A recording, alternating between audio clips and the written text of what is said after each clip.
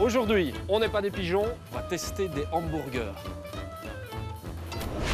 Premier candidat, la chaîne la plus connue de fast-food, Quick, eux, c'est le goût.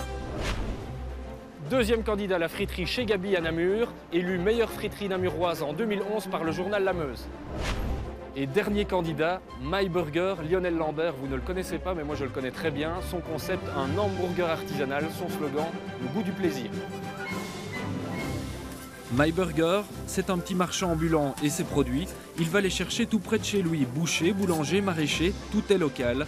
La viande, c'est un haché porc et bœuf. La compétition ne me fait pas peur. C'est la preuve, j'ai accepté votre invitation pour justement mettre au défi mon produit. Un produit, j'espère, on verra près du jury, un produit de qualité. À la friterie chez Gabi, on est dans un autre genre. Ici, les frites sont artisanales. Un hamburger ketchup. Par contre, les hamburgers sont industriels. C'est la viande Biki de chez Beckers. On n'y trouve pas de bœuf, mais que du poulet et c'est cuit directement dans la friteuse. Les gens viennent chez nous essentiellement pour les hamburgers et pour les frites. Donc pour moi, c'est un produit de qualité. Maintenant, je ne vais pas vous dire d'en manger tous les jours non plus. Voilà. Quick a refusé que l'on filme dans ses installations. Nous irons donc chercher des hamburgers Giant en tant que consommateurs lambda. Place à la première épreuve, le goût, avec un jury de professionnels. 3 personnes de référence dans le monde de la cuisine. Philippe Limbourg, critique gastronomique, Benoît Van den Branden et Pierre Résimond, 2 chefs étoilés au guide Michelin. Qui va l'emporter? L'artisanal, l'industriel ou le fast-food? 3 juges pour 3 hamburgers, tout sera analysé. Le verdict sera sans appel.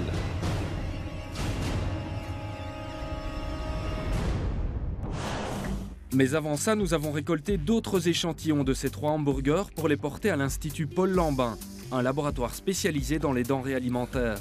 But de l'opération, évaluer la quantité et la qualité des graisses.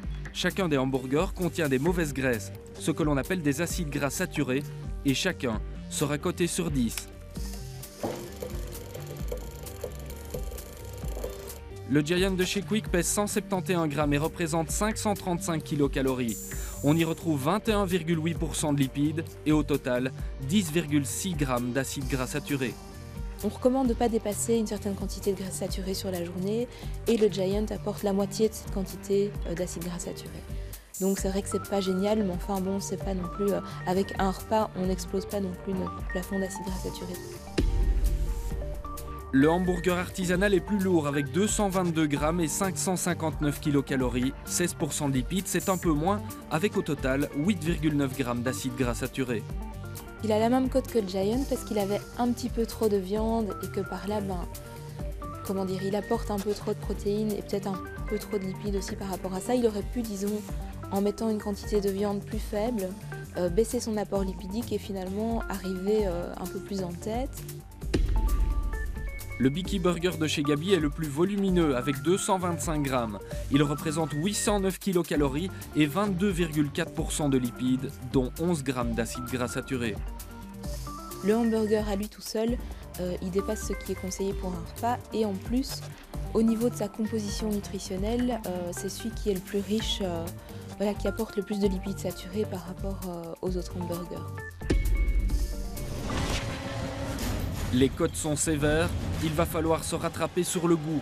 Notre jury se met enfin au travail.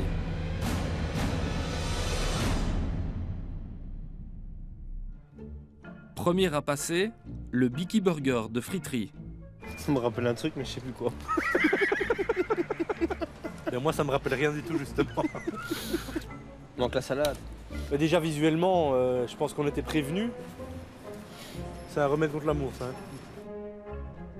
Ça, à mon avis, avec quelques chopes dans le coco, ça doit bien passer. Moi, c'est pas ma tasse de thé. C'est vrai que c'était pas top quoi, oui. Deuxième candidat, le Giant de chez Quick. À l'odeur, je sais d'où ça vient. Je me souviens de la première bouchée de cet hamburger-là, j'avais 15 ans.